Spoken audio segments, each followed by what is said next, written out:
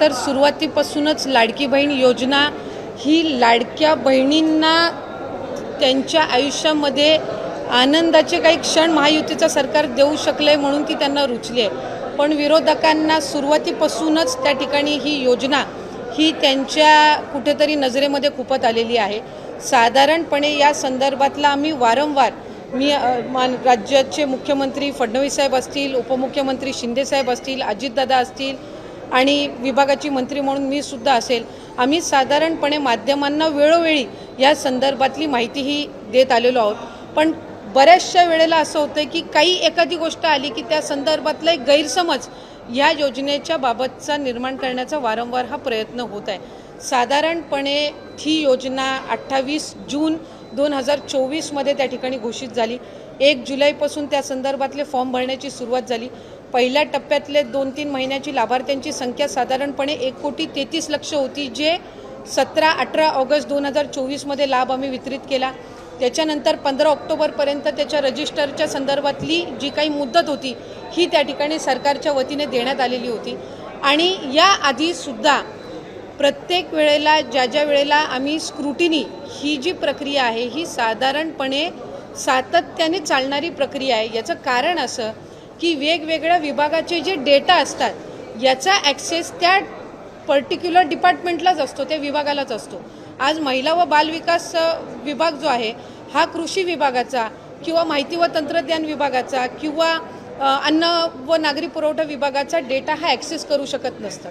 आम्हाला त्यांच्याकडून तो डेटा प्राप्त होणं ह्या जो कालावधी आहे हा निश्चितपणाने त्या ठिकाणी लागत असतो। जानेवारी महिन्यामध्ये आम्हाला कृषी विभागाकडनं त्या संदर्भातला अहवाल प्राप्त झाला आणि त्यावेळेला नमो शेतकरी योजनेअंतर्गत ज्या महिला लाभ घेत होत्या त्या संदर्भातला आम्ही स्क्रुटिनी केली। 6-7 लाखाचा डेटा त्यावेळेला मिळालेला होता आणि त्या 6-7 लाखापैकी साधारणपणे 5 ते 5.5 लाख अशा महिला होत्या ज्या नमो शेतकरीचाही लाभ घेत होते आणि आपल्या लाडकी बहीण योजनेचाही लाभ घेत होत्या।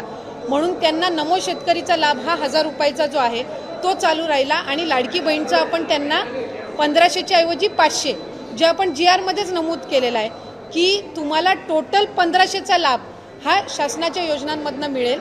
त्याची जी 1000 रुपयाच्या वरची जी कॅप असेल ही लाडकी बहीणच्या निधीतनंही सन्मान निधीतनंही भरली जाईल। तो जानेवारीमध्ये उपलब्ध झाला।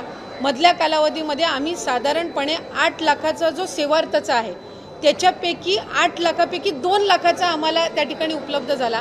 त्या 2 लाखापैकी 2 ते 2,500 हे त्याच्यामध्ये अपात्र आहेत असं निदर्शनास आलं। 6 लाखाचा त्याच्यातला डेटा आणखीन आम्हाला अपेक्षित आहे। आता 26 लाखाचा जो डेटा आम्हाला माहिती व तंत्रज्ञान विभागाकडून प्राप्त झालेला आहे याची स्क्रुटिनी आम्ही विभाग म्हणून करतोय। एक गोष्ट आपण समजून घेतली पाहिजे की आम्ही प्रत्येक विभागाकडे त्यांचा डेटा मागितलेला आहे आणि तो डेटा आमच्याकडे विभागाकडे प्राप्त झाल्यानंतर त्या संदर्भातली स्क्रुटिनी होत असते। म्हणजे आत्ता ज्या माध्यमांकडे चाललंय की 14,000 पुरुषांनी लाभ घेतला आहे का 21 लक्ष अशा महिला आहेत ज्या कुटुंबातले तिसरी महिला आहे आणि योजनेमध्ये 2 महिलांना आपण लाभ देत असतो। ह्या सगळ्या गोष्टींचं त्या ठिकाणी जिल्हाधिकारी असतील किंवा आमची जी ग्राउंड लेवलची यंत्रणा आहे ही त्या संदर्भातलं क्रॉस व्हेरिफिकेशन करणार। क्रॉस व्हेरिफिकेशन केल्यानंतर ह्या 26 लाखामधले जे अपात्र असतील आणि पात्र असतील ह्याचं व्हेरिफिकेशन होऊन त्या संदर्भातला निर्णय घेतला जाणार। असं नाही की 26 लाखाचा डेटा त्यांनी दिलाय म्हणजे 26च्या 26 लाख अपात्र आहेत। यातला पण प्रॉपरली स्क्रुटिनाइज केलं जाणार। आता आम्हाला इन्कम टॅक्स आहे, इन्कम टॅक्सचा आम्ही केंद्राकडनं डेटा मागितलेला आहे। तो ज्या वेळेला डेटा येईल त्यावेळेला त्याचंही आम्ही क्रॉस व्हेरिफिकेशन करणार। ह्या 26 लाखापैकी असेही असतील की जे आम्ही पहिल्या स्क्रुटिनीमध्ये विभागाच्या स्क्रुटिनीच्या वेळेलाच कदाचित ते बाद झालेले असतील। हा त्यांनी संकलित करून जेवढा डेटा त्यांच्याकडे अवेलेबल आहे तो सगळा त्यांनी दिलेला आहे। याच्यातून आमच्या विभागाची जो निगडीत आहे तो ग्राउंड लेवलवर त्या संदर्भातली तपासणी होणार आणि त्या संदर्भातली स्क्रुटिनी झाल्याच्या नंतर आपल्याला तो आकडा येईल की ह्यांनी जो डेटा दिलेला आहे त्याच्यापैकी प्रत्यक्षात पात्र किती आहेत आणि अपात्र किती आहेत।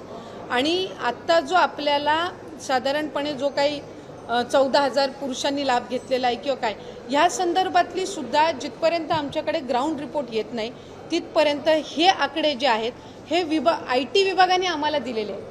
त्या संदर्भातली सविस्तर स्क्रुटिनी झाल्यानंतर निदर्शनास येईल की प्रत्यक्षात हे जे पुरुष आहेत यांनी त्या घरातल्या स्त्रीचं अकाउंट नव्हतं म्हणून त्यांनी त्यांच्या आधार कार्डशी लिंक कदाचित या पुरुषाचं अकाउंट असेल म्हणून त्यांनी ते अकाउंट नमूद केलेलं होतं का वेगळं काही त्याच्यामध्ये आहे. हे ज्या वेळेला स्क्रुटिनी होईल विभागाकडून त्यावेळेला लक्षात येईल. हा मोघम डेटा आहे आणि हा मोघम डेटा आम्हाला IT विभागाकडनं प्राप्त झालेला आहे, माहिती व तंत्रज्ञान विभागाकडनं. कारण त्यांनी प्रत्येक जो डेटा आहे वेगवेगळ्या डिपार्टमेंटचा त्यांच्याकडे जो अवेलेबल आहे तो त्यांनी त्या विभागाला दिलेला आहे आणि त्याच्यातला हा एक भाग आहे.